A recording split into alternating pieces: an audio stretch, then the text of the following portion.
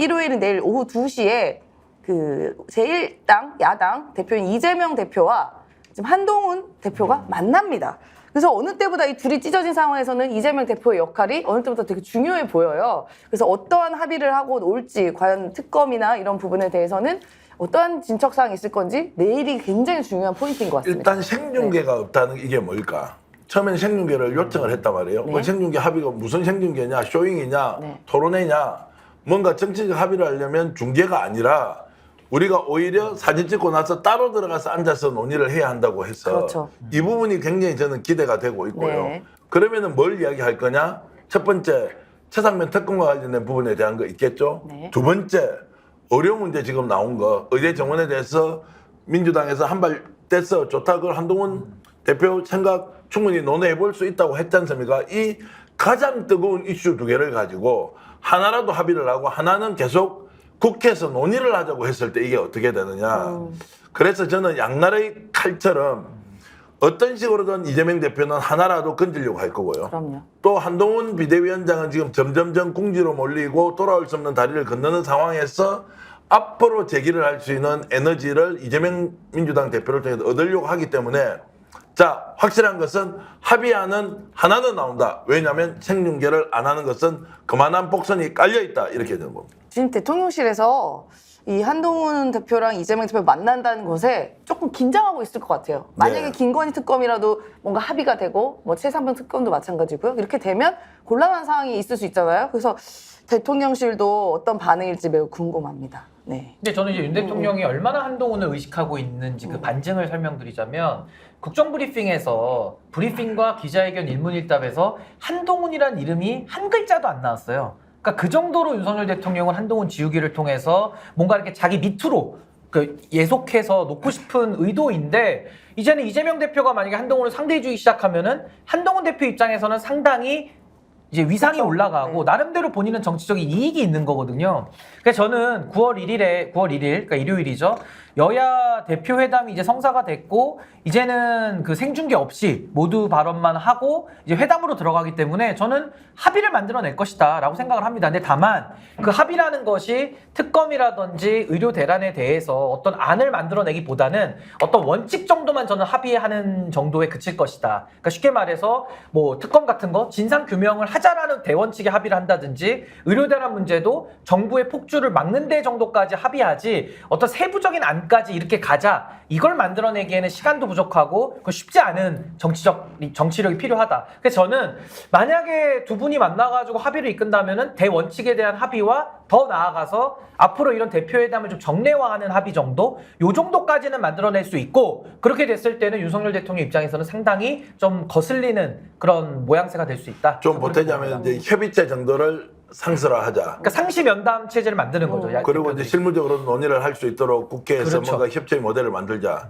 이 정도까지 보시는 그렇습니다. 거네요. 예, 그러면서 이제 국회가 정부를 좀 브레이크를 걸고 견인하는 역할까지 하자. 요 정도 합의는 만들 수 있다고 보고요. 그렇게 되면 윤석열 대통령은 뚜껑이 열릴 수밖에 없겠지. 저는 이제 술을 더 먹겠죠. 경로. 예, 그 술을 더 말씀 먹겠죠. 들으면서 신 변호사하고 오늘 내하고는 생각 차이가 많다 이렇게 보는데 만약 그렇게 돼버리잖아요. 네. 이재명 당대표가 설 자리가 없어져요. 이재명 당대표가 민주당이 야권의 맏형으로서 역할을 해야 하는데 자 체급이 안 맞는 사람을 만났어요. 결과가 그래 원론적으로 좋으니까 한번 논의해보자. 이렇게 가면 돌아오면 야 이재명 당대표 왜 만났어? 이런 이야기 바로 나올 거거든요. 그렇게 보면은 이재명 당대표는 어떤 식으로든 국민들이 납득할 만한 수준의 뭔가 결과물을 가져와야 하는데 그게 뭐냐? 결국에는 의료 문제하고 특검 문제인데 특검에 대해서는 이미 이재명 대표가 어떤 식으로든 정치적 돌파구를 만들기 위해서 자 대법원장 추천하고 국회의장이 인정하는 사람 받겠다고 한 거 아니에요? 그러면 그 정도까지 지금 생각을 하고 있다면 만약에 회담 결과 아무런 적에 없이 그냥 돌아왔다? 당대표 지금 내부에서 견딜 수 있습니까? 아니 근데 그게요. 지금 이재명 대표가 급할 건 하나도 없어요. 왜냐하면은 막 취임한 지 지금 얼마 안 됐고요. 이재명 대표 입장에서는 솔직히 여야 대표가 만나는 것 자체가 이상한 건 아니거든요. 왜냐하면 상견례도 해야 되는 것이고 여야 대표가 만나면 국민들 입장에서도 이제 정치 복원으로 가는 신호탄 정도 되는가? 요 정도의 기대를 갖는 정도의 정치적 이익은 있기 때문에 전 이재명 대표가 급할 건 전혀 없다. 지금 급한 건 누구냐? 한동훈 대표가 되게 급한 겁니다. 한동훈 대표가 급하니까 이재명 대표 바지끄랭이라도 잡고 제발 만나줘 해서 여기까지 온 것인데 저는 만났을 때 이재명 대표가 이제 꽃놀이패를 주는 거예요. 조금 여차하다 싶으면은 윤석열 대통령을 상대해도 되고 윤석열 대통령 상대하기 싫을 때는 또 한동훈 대표 만나서 상대를 해줘도 되니까 전 이재명 대표가 오히려 정치적으로 정치력을 발휘할 공간과 운동장은 더 넓어지는 셈이다. 그래서 저는 이재명 대표에게는 저는 별로 잃을 게 없는 굉장히 유리한 구도다 저는 그렇게 생각합니다. 그러니까 당 내부에서는 민주당 내부에서는 사실 이게 날짜도 잘 안 됐어요. 왜냐면 9월 1일밖에 없어요. 그 뒤에 정기 국회 일정이랑 명절이 있거든요. 예, 그다음에 그 워크숍 가고 뭐 이런 거 등등 때문에 또 태어난 지가 얼마 안 돼가지고요. 그럼 날짜는 딱 9월 1일밖에 없다고 민주당 내부에서도 알고 있었습니다. 근데 안에서도 좀 분분했어요. 뭐 아니 굳이 바지 저 반바지 대표 만나서 뭐 하냐? 오히려 급 떨어진다. 뭐 이런 얘기도 시작해서 권한도 없는 대표 만나서 괜히 보기 좋은 사진 하나 만들어준 게 무슨 의미가 있냐라는 쪽과 하나는 그래도 우리가 야권 책임 있는 야당으로서 제1당으로서 그래도 뭔가 협의하고 돌출해내고 뭐라도 국민께 보여드리는 걸 우리가 내야 그래야지 책임 있는 야당의 모습 아니냐고 두 개가 이제 분류가 됐는데 근데 저쪽에서 국민의힘에서는 처음에는 뭐 생중계해야 된다 뭐 한다 계속 만나기 싫은 뭘 계속 내보내지 않았습니까? 근데 지금 한동훈 대표가 모두 발언도 공개 안 하고 모두 발언만 공개하고 비공개로 하는 게 하나 접어 들어간다고 보면 뭔가 이재명 대표가 요구하는 것에 다는 아니더라도 일부는 뭔가의 선물 보따리가 있지 않을까. 그러니까 저희는 그렇게 선물이라고 판단하고 표현해야 있습니다. 될 건지 네. 아니면 여야 간의 합의라고 해야 될지 모르지만 이걸 이번에 결론을 못 내잖아요. 그러니까 뭐 추상적으로 원론적으로 다 잘해봅시다 이런 게 아니고 구체적으로 가지 못하면 정치적으로 타격을 입을 쪽은 실제로 이재명 대표도 야당 정말로 이제 마탱으로서 역할이 있느냐 없느냐 한동훈도 마찬가지 거기 가가지고 이재명 당대표 앞장 세워가지고 사진 한 장 찍고 자기가 얻을 게 뭐가 있어요.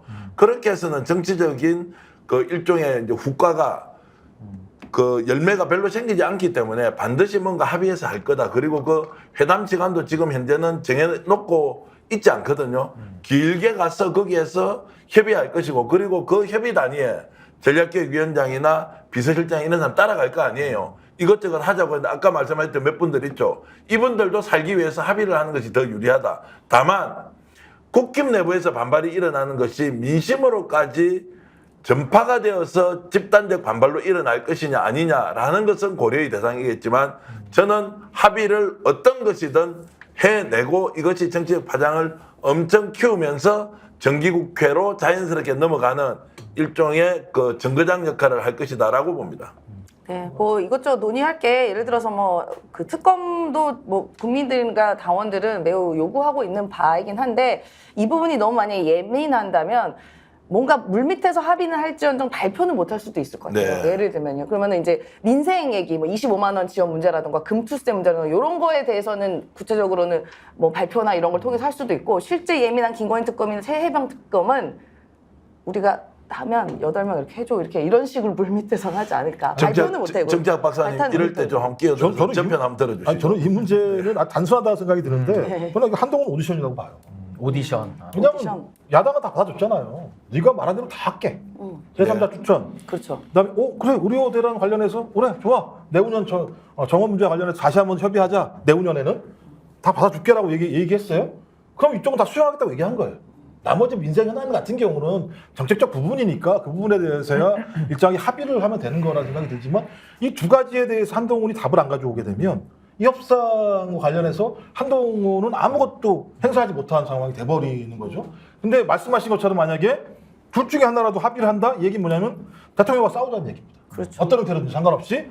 전 그렇다면 이 모든 내용은 이재명 당대표도 중요한 게 아니고 한동훈이라고 하는 당대표가 이 회담에서 어떤 합의를 가지고 어떻게 싸울 것인가의 문제로 결과가 나타나는 거기 때문에 저는 모든 시험대 이후에 한동훈이 올라간 거지 나머지는 제가 볼 때는 별로 중요한 인물은 아닌 것 같다 이런 느낌이. 아니 그리고 저도 이게 주도권 싸움이 지금 벌어지고 있는 건데 결국에는 윤석열 대통령은 한동훈을 지움으로써 본인이 이제 주도권을 갖고 가고자 하는 그 의도를 충분히 다 보여줬어요. 그리고 당내에서는 한동훈 고립 작전은 이미 시작이 된 것도 맞고요. 뭐 단적인 예가 그 대통령과 만찬이 여당 대표 한동훈하고 있었는데 취소된 걸 안 알려줬다는 거 아닙니까? 이거 있을 수 없는 일이에요. 당 대표를 이렇게 대놓고 패싱을 합니까? 근데 유치원생 같은. 그런 상황에서 한동훈은 이제 굉장히 외로울 거거든요. 대통령하고도 갈등 국면이죠. 당내에서도 본인이 고립되고 있기 때문에 상당히 외로운데 여기서 만약에 이재명 대표랑 어떠한 활로를 찾는다면은 한동훈 대표 입장에서 얻는 이득은 전 너무 많다. 그래서 좀 매달린다고 보고요.